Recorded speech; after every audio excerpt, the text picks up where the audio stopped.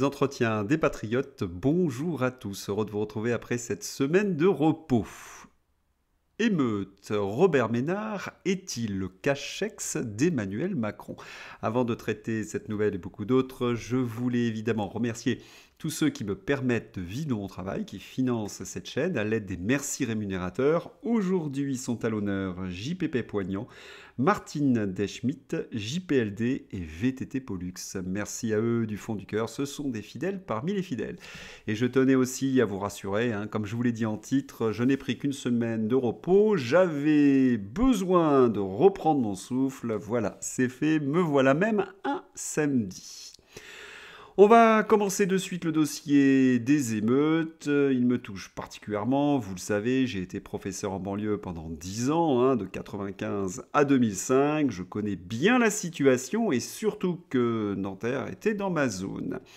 Voilà ce que j'ai pu lire dans le Figaro et je trouve cela très juste. C'est un peu la thèse que je défends. Patrick Stefanini, l'État n'est plus en mesure de protéger les personnes et les biens.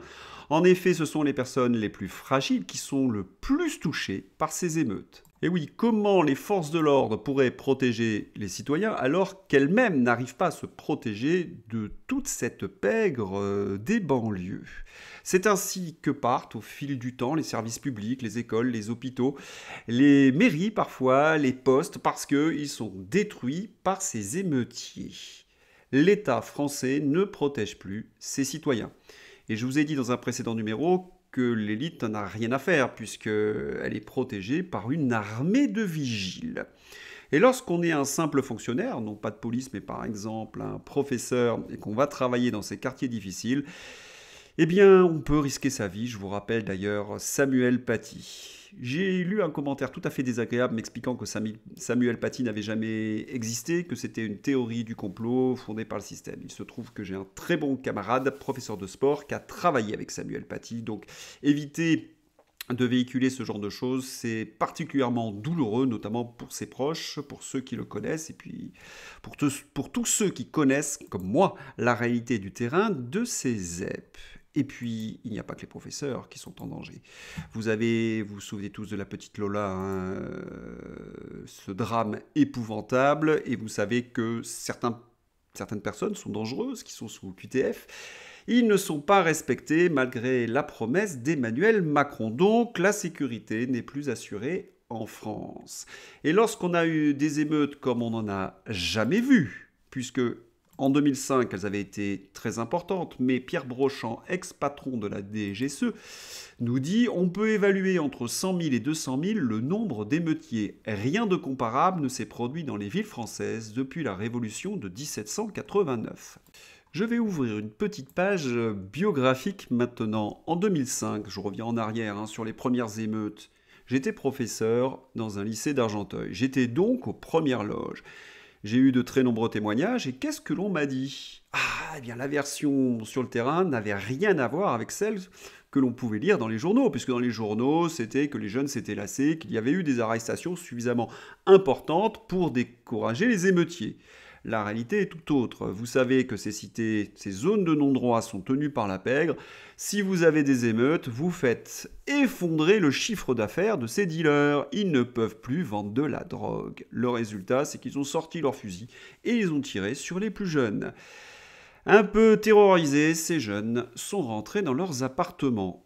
Et je relis les mêmes analyses en 2023. Autrement dit, le principal allié d'Emmanuel Macron pour le maintien de l'ordre dans les cités, ce sont soit les fanatiques, soit la pègre de banlieue. Quant à Emmanuel Macron, quelle est son analyse sur ces émeutes? Et là, il est, j'ai envie de dire, égal à lui-même. Il nous dit, oui, qui avait prévu ce qui allait se passer, lance Emmanuel Macron.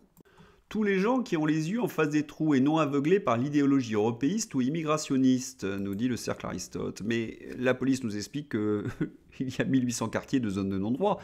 Cela fait 30 ans qu'on nous explique que Ces quartiers sont des poudrières. Et Emmanuel Macron n'a rien vu, rien entendu.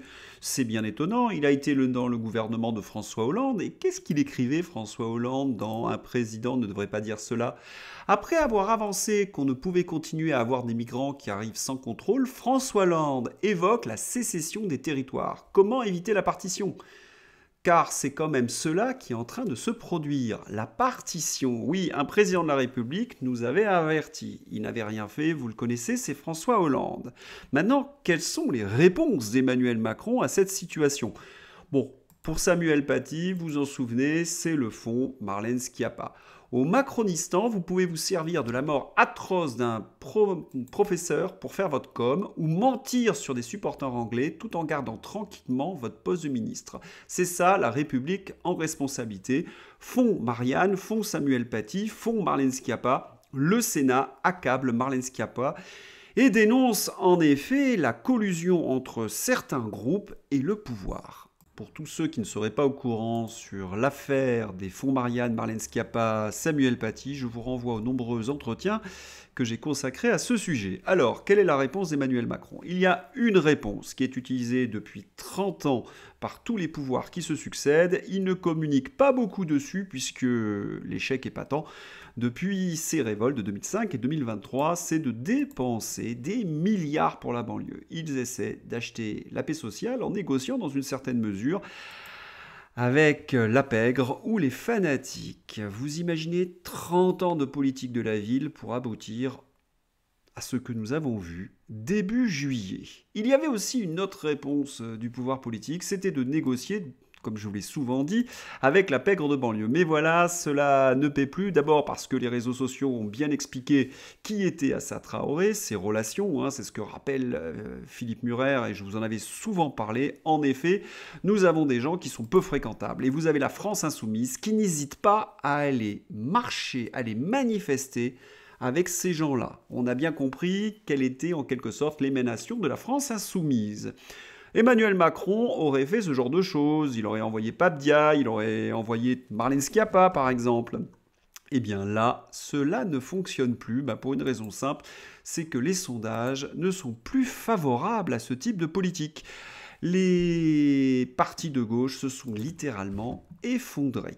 La France insoumise ne dépasse pas 8%, alors qu'il caracolait à plus de 20% il y a encore quelques semaines. Quant aux macronistes qui expliquent qu'ils sont les grands gagnants de cette séquence, je ne suis pas sûr. J'ai vu sur TV Liberté quelqu'un qui expliquait que Macron était arrivé à retrouver son électorat, mais dans les sondages, il est à 20%, alors que dans les autres élections, le Renaissance était à entre 23 et 26%. Quant à la droite patriote, entre le Rassemblement national, Reconquête, Debout la France, Florian Philippot, eh bien, ils sont très hauts. Nous sommes à presque à 40% des Français. Non, les grands gagnants, c'est la France patriote.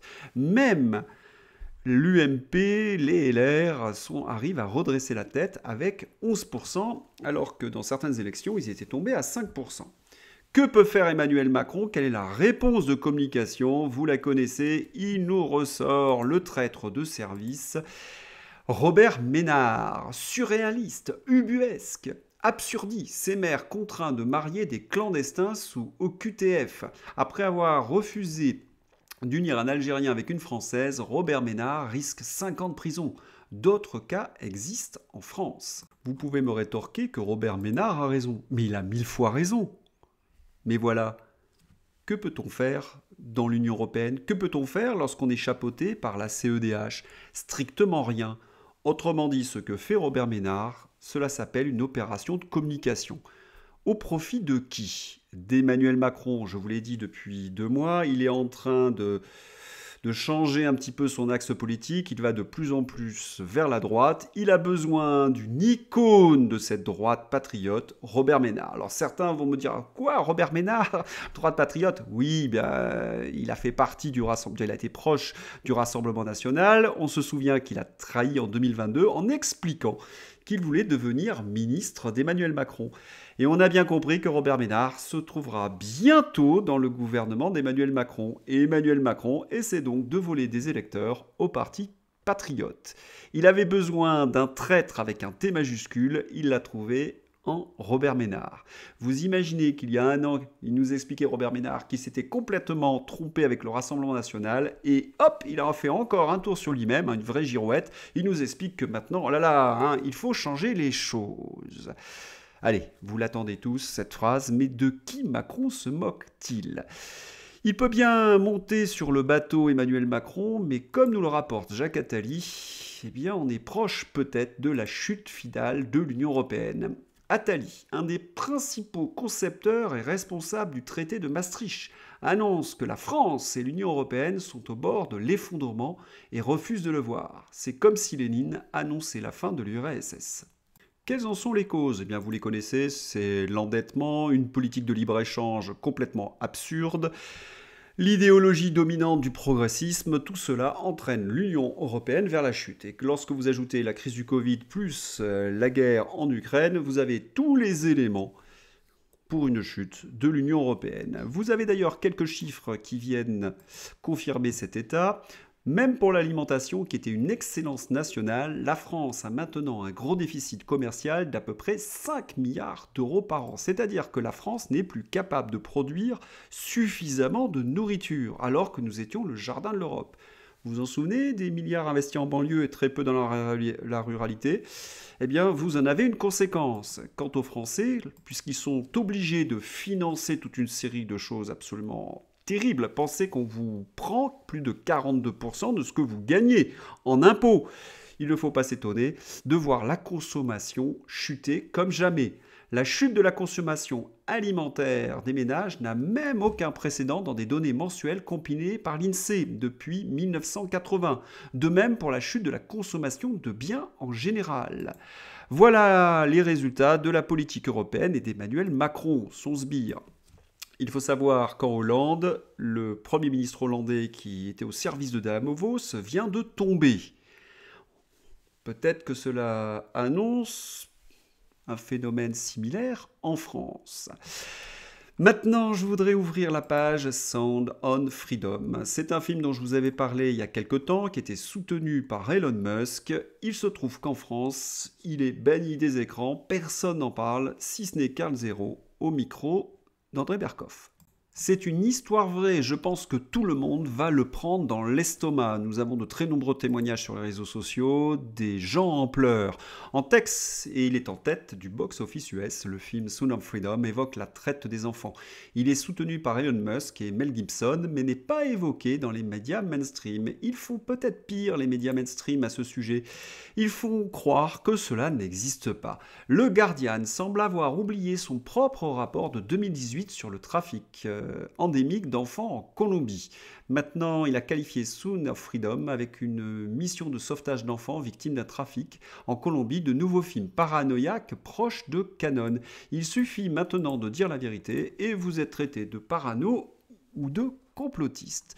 Tiens, puisqu'on parle de complotistes, les réseaux sociaux murmure quelque chose. Il y aurait eu un ministre dans une soirée de Pierre Palmade. Alors on ne connaît pas exactement qui c'est. Là, on a quand même un indice. Je ne vais pas pouvoir le dire puisque sinon je risque la diffamation. Mais sachez que ce ministre, il est dilaté comme jamais. Vous voyez un petit peu surprenant. Ah, bah écoutez, pas tant que ça. Moi, si j'étais romancière, nous dit Zoé Sagan, comme Bruno Le Maire, et que je crée dans un roman un personnage comme lui qui doit soigner son homosexualité, il est vrai que je serais allé direct en immersion chez Pas Mal pour vérifier 2-3 trucs. Mais bon, tout ça, ce sont que des rumeurs, hein, que des théories du complot, nous verrons bien. Voilà, si vous avez aimé cet entretien, n'hésitez pas à le soutenir, à diffuser sur d'autres réseaux sociaux, à m'écrire de gentils messages, de lever le petit pouce bleu. Et merci à tous de votre soutien. Au revoir.